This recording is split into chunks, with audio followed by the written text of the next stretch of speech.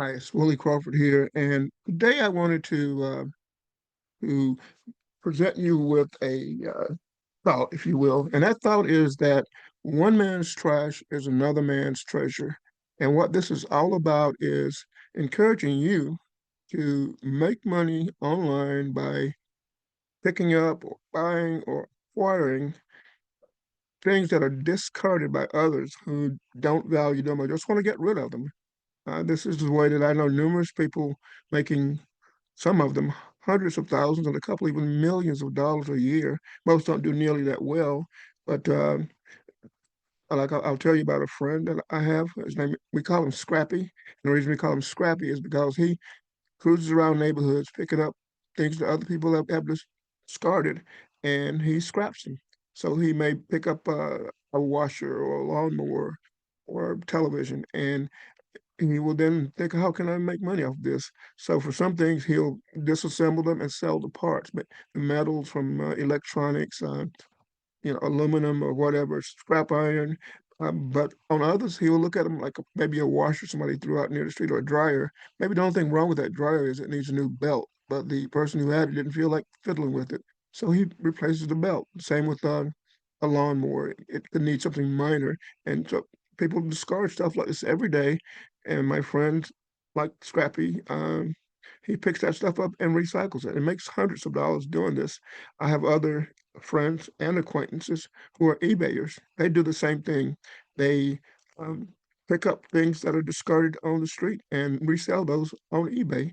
Now, one thing they do is they use the eBay app, which is free, to determine the value of something before they buy it or even bother picking it up. You can scan something with the eBay app, and what it'll tell you is what the same item or a comparable item has sold for recently on eBay, and that lets you know, and it'll tell you also how many of those are currently listed, and a lot of other stats. So it lets you know whether that's worth bothering with.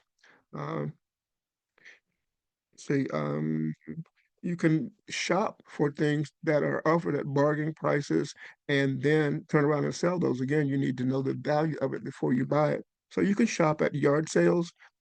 Gary Vee, for example, has a YouTube channel where he shows how he goes out, buys things at yard sales that are worth, hundreds of dollars, and he may pay as little as $5 or $10 because he knows the value of it. And then he goes back to his car and he scans the item with the eBay app and sees what it's worth. You can do the same thing at estate sales. There, some items the person conducting the estate sale knows how much it's worth, and so they may charge you what it's worth. But others, they're just wanting to get rid of it. And some things are have maybe sentimental value, but other things, somebody maybe during their lifetime collected some nice jewelry or collectibles, and you can go to an estate sale and get those for pennies on the dollar sometimes. You could also go to flea markets and bargain with the people operating the booths. There's flea markets and there's swap meets, which are basically the same thing. You walk around this yard where sometimes 50 to hundreds of people that have gathered and they've all set up booths and they're selling stuff from their booths. And many of them know the value of what they have. A lot of them don't really. And your job is to bargain and find something that you can then clean up, and however it needs cleaning up, and resell it on eBay or other marketplaces like the Facebook marketplace. It's all about you finding something that you know is worth more than what it's being sold for, or haggling till you get the price down to that, and then reselling it. And this is an easy way to have numerous $1,000 days, $1,000 in profit days.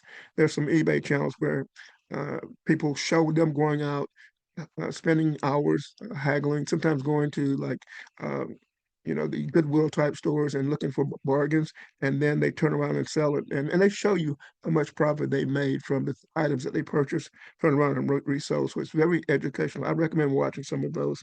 And I've even had watched churches conduct uh, sales.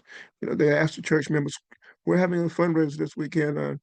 Contribute something and then come by and help with running the sale." And I've gone to local churches that have done this, and you see all these items, maybe rooms full of items, and you walk around and pick out the items you want, and you go up to the cash register, and they look at it, and it may have a price marked on it, it may not, and you just say what you're willing to pay for it. And you can get some real bargains there. You can just then turn around and sell again on uh, eBay or Facebook Marketplace or any other marketplace. But my whole point here is that one man's trash is another man's treasure. I'll mention one other.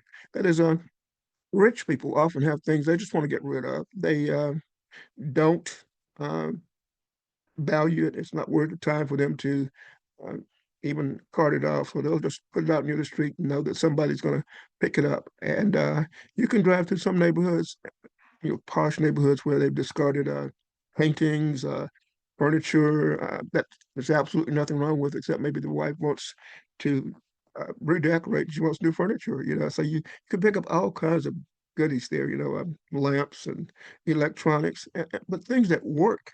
And the wealthy people are just tired of them. I've thrown out things myself. I don't call myself rich, but I've uh, thrown out things myself that were not to me worth keeping. And I knew somebody else might want them, so I put them out near the street and put them out at night. And the next morning they're gone because there are people who cruise neighborhoods at night looking for stuff that quote unquote rich people discard.